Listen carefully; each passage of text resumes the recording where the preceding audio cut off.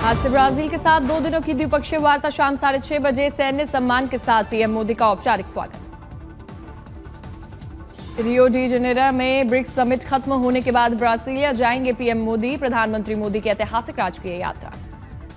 New York में संयुक्त राष्ट्र में भारत ने पाकिस्तान पर निशाना साधा पहलगाम आतंकवादी हमले। हाफिज सईद, अलकायदा, लश्कर और जैश ए मोहम्मद को लेकर फिर से पाक को घेरा।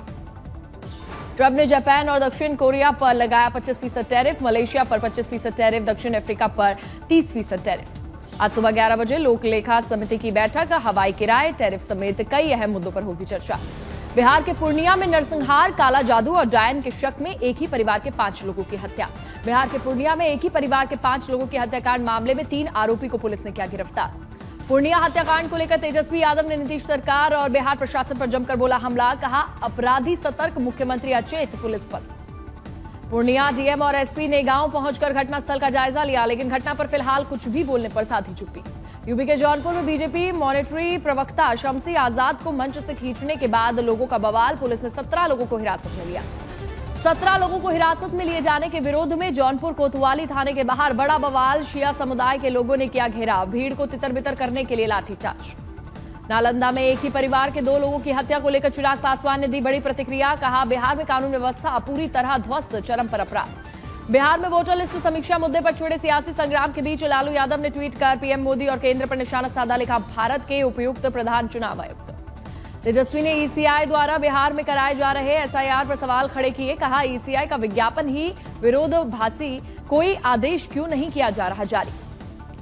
तेजस्वी के बाद ओवैसी ने ईसी की प्रक्रिया पर उठाए गंभीर सवाल। कहा 2024 की मतदाता सूची को क्यों नहीं बनाया जा रहा है आधार। आज जेडीयू की बिहार में साइकिल रैली 26 जुलाई तक। नेताओं कार्यकर्ताओं को बूथ पर एक्टिव रहने को कहा गया।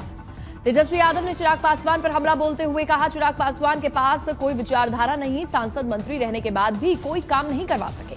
पीएम मोदी ने बिहार का रेल बजट 9 गुना बढ़ाकर 10,000 करोड़ रुपए किया। अश्विनी वैष्णव ने दी जानकारी।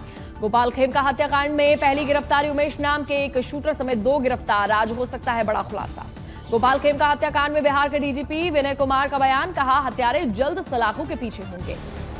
बिहार के डिप्टी सीएम सम्राट चौधरी ने आरजेडी और लालू यादव पर जमकर निशाना साधा। कहा वो बिहार के गब्बर है जिन्होंने सबको डराने का काम किया। महाराष्ट्र में हिंदी भाषा को लेकर सियासत जारी। बीजेपी सांसद निशिकांत दुबे ने राज ठाकरे पर हमला बोलते हुए उन्हें बिहार आने की दी चुनौती। निशिकांत दुबे के बयान आदित्य ठाकरे का पलटवार। पूरे विवाद को बीजेपी की डिवाइड एंड रूल पॉलिसी बताया। उद्धव ठाकरे ने निशिकांत दुबे के बयान पर प्रतिक्रिया देते हुए कहा इन पर ध्यान देने की जरूरत नहीं, हमारी महाराष्ट्र की जनता सब जानती है। महाराष्ट्र के गृह राज्य मंत्री योगेश कदम ने भी निशिकांत दुबे के बयान पर आपत्ति जताते हुए कहा ऐसी अकड़ नहीं चलेगी, इस तरह का बयान देना उन्हें शोभा नहीं देता। निशिकांत दुबे के आपत्तिजनक बोल पर महाराष्ट्र के मंत्री आशीष शेलार ने भी जताया ऐतराज। कानून के दायरे में रहकर बोलने की दी नसीहत। Marathi social media influencer Rajshri More से अश्लीलता मामले पर महाराष्ट्र में सियासी घमासान। रामदास अठावले ने कहा जानबूझकर मुंबई की छवि को खराब करने की हो रही है कोशिश। शिवसेना नेता संजय निरुपम ने भी मामले पर प्रतिक्रिया देते हुए कहा मन से कार्यकर्ता मराठी के नाम पर मचा रहे हैं गुंडागर्दी। महाराष्ट्र सरकार में मंत्री नितेश राणे ने भी घटना के खिलाफ बोलते हुए कहा सिर्फ गरीब हिंदुओं को ही क्यों मारा जा रहा है, गरीब हिंदुओं के ऊपर ही हाथ उठाकर दादागिरी क्यों की जाती है। मुख्यमंत्री देवेंद्र फडणवीस ने विट होटल की नीलामी में कथित घोटाले की उच्च स्तरीय जांच की घोषणा की। यह घोटाला सामाजिक न्याय मंत्री संजय सिरसाट से जुड़ा।